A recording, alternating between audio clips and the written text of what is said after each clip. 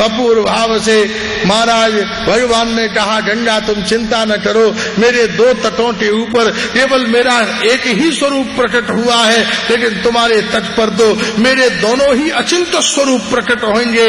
और यही नवद्वीप गंगा के तट पर महाराज राधा गोविंद के मिलित तनु आजानुलंबित भुजौ कनकावदातौ संकीर्तनैक पितरौ कमलायताक्षौ विश्वम्भरौ द्रुजबरौ युध धर्म पालौ वंदे जगत प्रिय करौ करुणावतारो श्रीमन महाप्रभु गंगा के तट के ऊपर प्रकट हुए, अवस्थित हुए।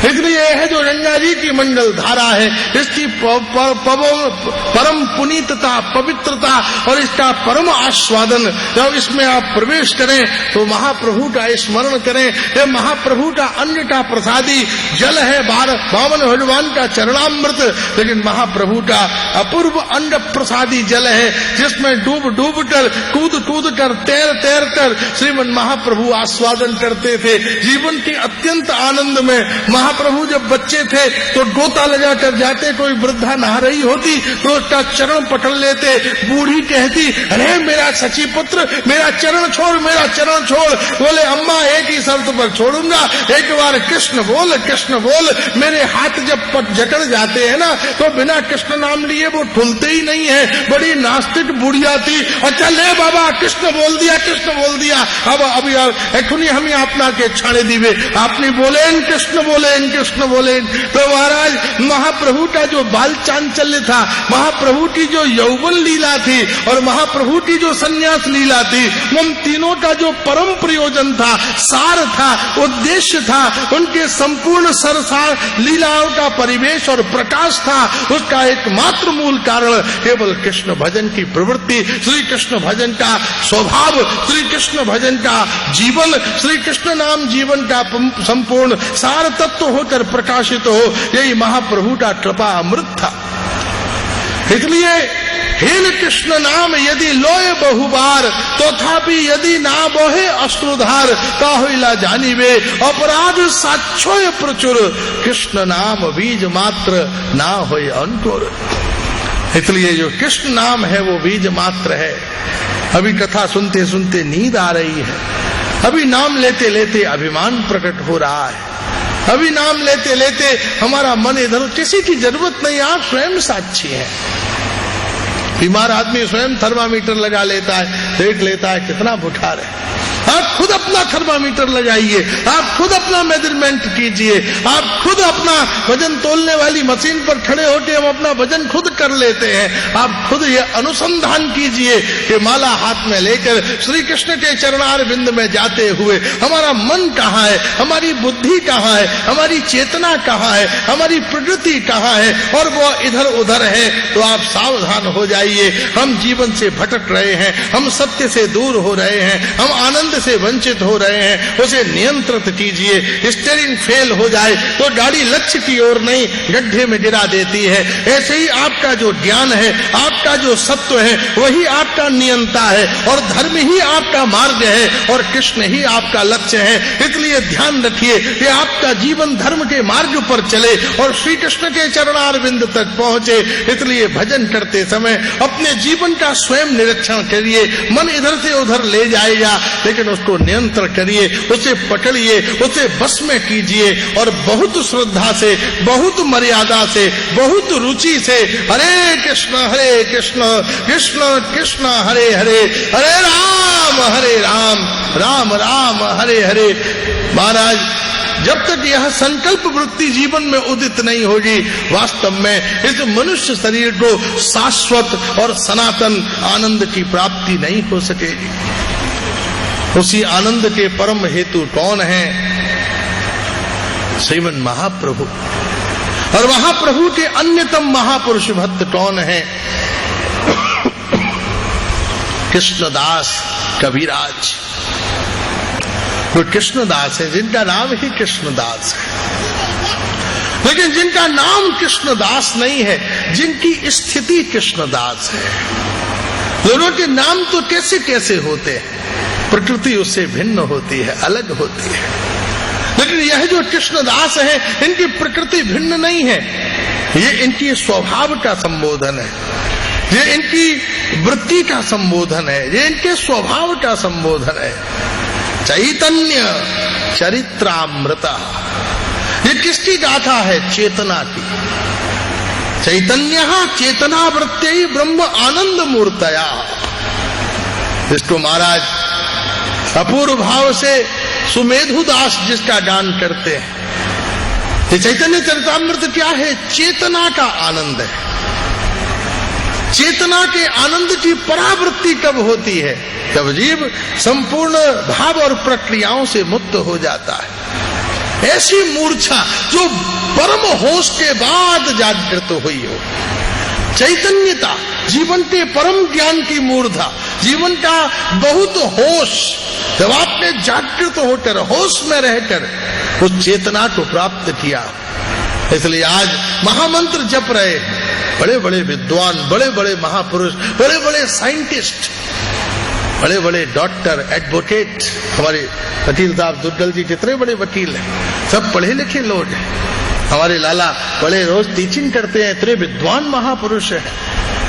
नवीन साहब जीवन का सारा सत्य देख लिया। अमेरिका रहते आए हैं 4 साल 5 साल, सब दुनिया देख लिया, क्या है दुनिया में सब। और तब बाला झोली हाथ में लेकर श्री कृष्ण रस माधुर्य का प्रचार कर रहे भक्ति वेदांत स्वामी प्रभुपाद जी महाराज।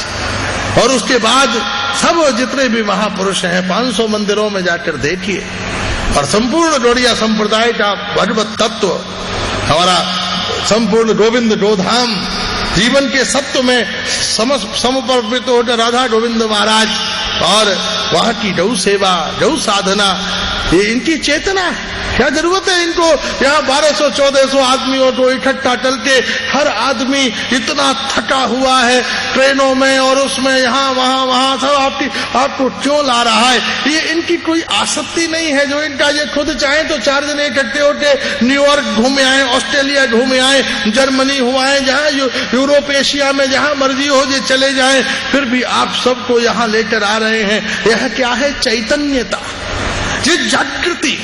ये जागृति हर शहर में आ जाए, हर शहर में इस तरह के अशोक गुप्ता हो, डिम्पी जी हो, महाजन जी हो, दुग्गल जी हो, ज्ञानेश्वर जी हो, बब्बू जी, सुरेश जी, धवन जी हो, हर शहर में ऐसे लोग हो जाए। जैसे प्रभुपाद जी महाराज ने हर जगह ऐसे ऐसे वैष्णवों का सृजन कर दिया, हर जगह दिव्य मंदिर। हमारे लुधियाना में भी भव्य दिव्य मंदिर बनने जा रहा है इस्कॉन का। अपूर्व भाव से ऐसा दिव्य भव्य संकल्प हो, ये जीवन की चेतना है। आप अपने पुत्र को, अपनी पत्नी को, अपने बच्चों को, अपने पड़ोसी को, अपने आसपास के लोगों को उस चैतन्यता में आप लेकर आए कि वास्तव जीवन का सत्य क्या हो, जीवन का प्रयोजन क्या है। आप एक दिया जलाते हो लेकिन उसके प्रकाश को बॉन्ड नहीं कर सकते कि उसकी रोशनी उसे न मिले मुझे मिले। अगर ऐसा करोगे तो दुर्घटना हो जाएगी, उसके ताप को बर्दाश्त करना आपके लिए संभव न होगा। एक भक्त थे, बेचारे बड़े सीधे थे और छोटे से उन्होंने गोपाल जी अपने पास रखे हुए थे और तीर्थ यात्रा करते रहते थे, घूमते रहते थे। एक दिन वह तीर्थ यात्रा करते करते ऐसे स्थान पर पहुंच गए जहां बहुत सारे देवी देवताओं के मंदिर थे। वहीं बेचारों को रात गुजारनी पड़ी। सवेरे उठे, उन्होंने महाराज इधर उधर न देख के छोटा सा अपना पट्टा निकाला, उस पर रखे गोपाल जी, और गोपाल जी निकाल के थैले में से निकाली एक धूप बत्ती और धूप बत्ती जला के और गोपाल जी की आरती करके और लगा दी। अब महाराज हवा चल रही थी, अब उस धूप बत्ती का जो धुआं वो गोपाल जी की तरफ तो जा नहीं रहा था और सब तरफ जा रहा था। उनको बड़ा फील हुआ कि मैंने तो धूप बत्ती जलाई है अपने गोपाल जी को और मजा ले रहे हैं दूसरे।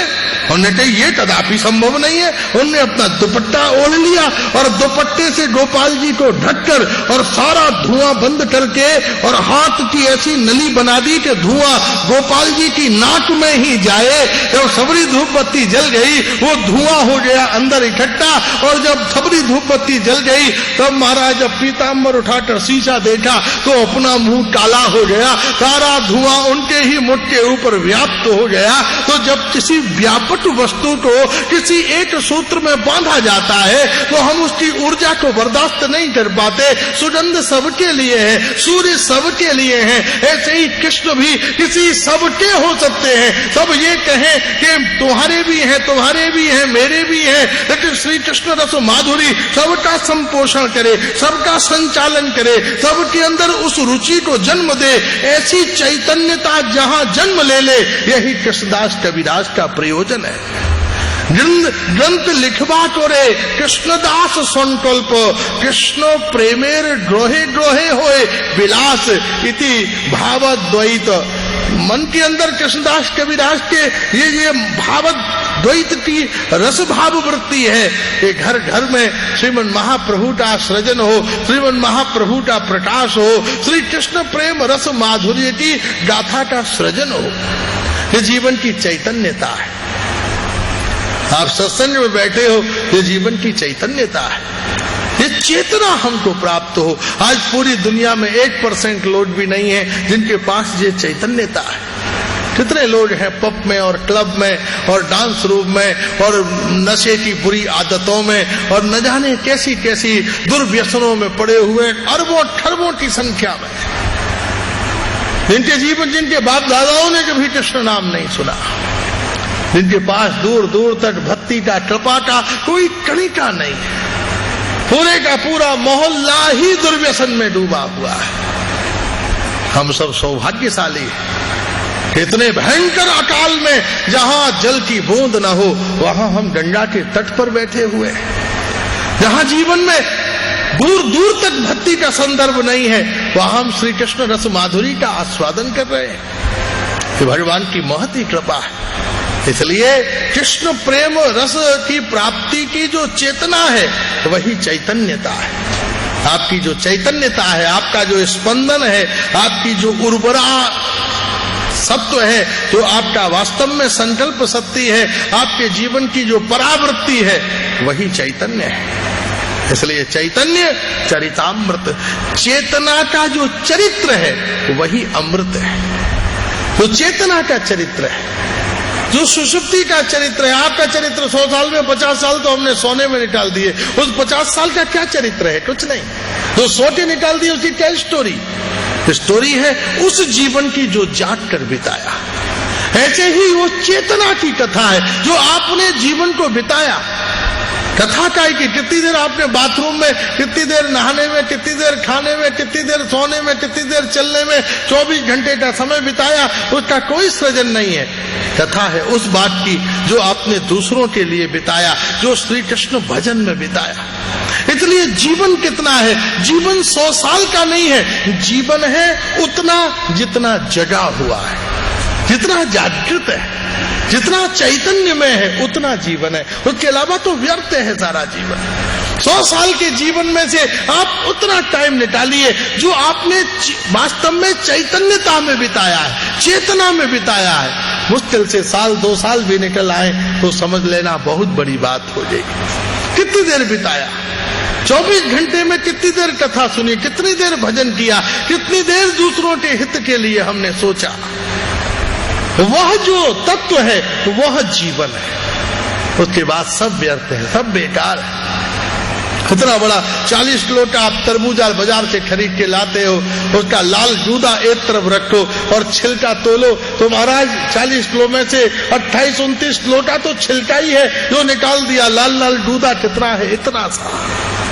उसी प्रकार से जैसे वही गाय ही है और सब त्याज्य है, उसी प्रकार जो चेतना में जीवन है वही ड्राई है। जो चेतना में जीवन है, जो जगा हुआ जीवन है, जो समर्पित जीवन है, जो भजन से भरा हुआ जीवन है, जिस क्षण में आपने कृष्ण भजन किया है वह जीवन है। आपने जिस क्षण में श्री राधे श्री गोविंद, श्री राधे श्री गोविंद भगवान के चरणों को पुकारा है, वास्तव में वह जीवन है। इस पूरे 100 साल के जीवन में से उस जीवन को अलग कीजिए जिस क्षण आप करुणा में थे, जिस क्षण आप शांत थे, जिस क्षण आप तृप्त थे, जिस क्षण आप श्री कृष्ण के साथ थे, उतना अगर जीवन निकाल दो, अगर उतना जीवन वर्षों की बात छोड़ दो, महीनों में भी निकल आया है तो आप बहुत सौभाग्यशाली हो।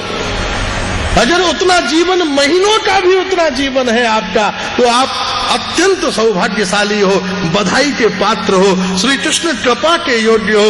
इसलिए चैतन्य चरित्र, जो चैतन्य चरित्र है वो किसका चरित्र हो? हमारा और आपका। ठाकुर जी लीला कर रहे हैं, सारा जीवन भगवान का जैसे लीला में बीता, ऐसे हमारा भी सारा जीवन कृष्ण प्रचार के लिए बीते, कृष्ण सेवा के लिए बीते, कृष्ण भक्त जनों के संग में बीते। सुबह से लेके शाम तक का हमारा सारा समय काय के लिए बीते? भगवान के भजन और प्रेम के लिए। ये चैतन्य चरितामृत का प्रसाद है। इसलिए चैतन्य चरितामृत का सबसे उत्तम प्रसाद है हमारा जीवन जागा हुआ, मूर्छा से भरा हुआ नहीं। हर आदमी आज बेहोश होना चाहता है, हर आदमी